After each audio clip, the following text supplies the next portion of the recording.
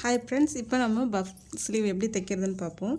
பாருங்கள், கையினுடைய நீளம் வந்து நான் 6.5 இன்ச்சு 5 வச்சுருக்கேன். கையினுடைய சுற்றளவு வந்து 13 வச்சுருக்கேன். நான் 2ஆக மடித்து வச்சுருக்கேன். பஃப் ஸ்லீவுக்கு நம்ம எப்போவுமே எக்ஸ்ட்ரா எடுத்துக்கணும். நம்ம ஆம்கோலோட ஒரு 5 இன்ச்சு எக்ஸ்ட்ரா எடுத்துக்கணும்னா நமக்கு பஃப் வைக்க கரெக்டாக இருக்கும். அதே போல் இந்த அளவுக்கு இதை விட எக்ஸ்ட்ரா நல்ல பீஸை நம்ம கட் பண்ணிக்கணும். நான் கட் பண்ணி எடுத்துருக்கேன். நல்ல பக்கமாக வச்சு ஃபஸ்ட்டு நம்ம கையை அடித்து திருப்பிக்கணும்.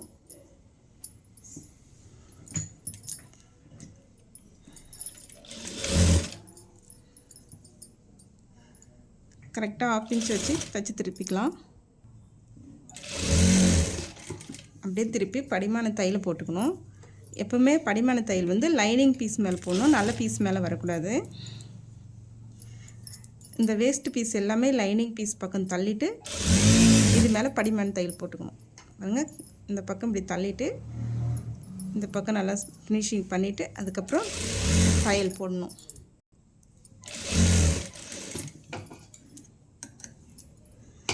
அதுக்கடுத்து இந்த பீஸை மடிச்சுட்டு நல்ல பீஸ் மேலே இந்த ஹெட்ஜில் ஒரு தையல் போடணும். மடித்ததுக்கு அப்புறமா நல்ல பீஸ் மேலே போடணும். நல்லா இந்த எட்ஜில் ஃபினிஷிங் பண்ணிவிட்டு இங்கே ஒரு தையல் போட்டுக்கணும்.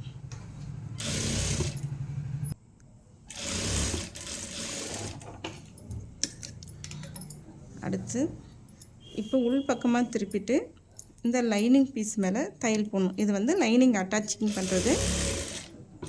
இங்கே வச்சுட்டு நல்லா ஃபினிஷிங்காக இப்படி கையில் நல்லா ஃபினிஷிங் பண்ணிவிட்டு அதுக்கப்புறமா ஓரமாக தையல் போட்டுக்கணும். இது வந்து நம்ம ரஃப் தையலாக போட்டுக்கணும், லைனிங் அட்டாச்சிங். அடுத்து இப்போது லைனிங்கோட எக்ஸ்ட்ரா பீஸ் எல்லாத்தையுமே கட் பண்ணி எடுத்துடணும். இப்படி லைனிங்கோட ஒட்டா கட் பண்ணி எல்லா பீஸும் எடுத்துடணும்.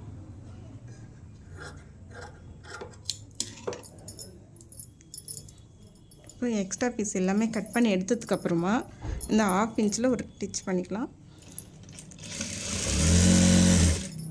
இது வந்து நம்ம இன்ச் டேப்பில் அளவு வச்சுக்கணும். இந்த கையினுடைய இந்த எண்டுலேருந்து ஒரு 7 இன்ச் நான் மார்க் பண்ணிக்கிறேன். இதுலேருந்து தான் நம்ம ஃபில்ட் வைக்க போகிறோம். இப்போது ஒரு 1/2 இன்ச்சுக்கு நம்ம ஃபில்ட் வச்சுக்கலாம். தையல் வந்து நம்ம ஒரு 1/2 இன்ச்சில் தான் தையல் ஓட்டணும். ஒரு 1/2 இன்ச்சு ஃபில்ட் வச்சா போதும்.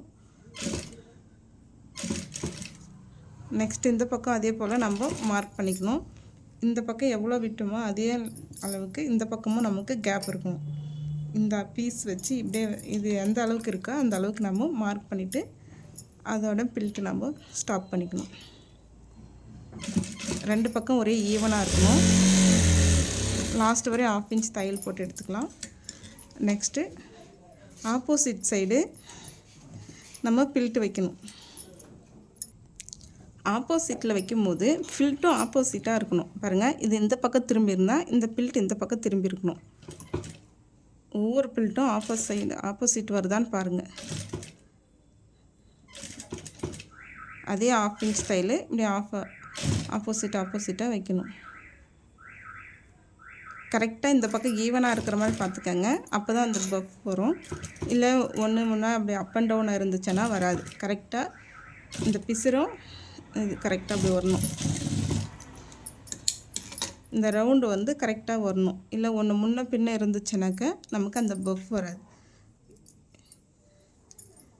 இது போல் பஃப் வராது. அதனால் கரெக்டாக இந்த லைன் கரெக்டாக இருக்கான்னு பார்த்துக்கோங்க. இங்கேயும் அப் அண்ட் டவுன் இல்லாமல் கரெக்டாக இருக்கணும்.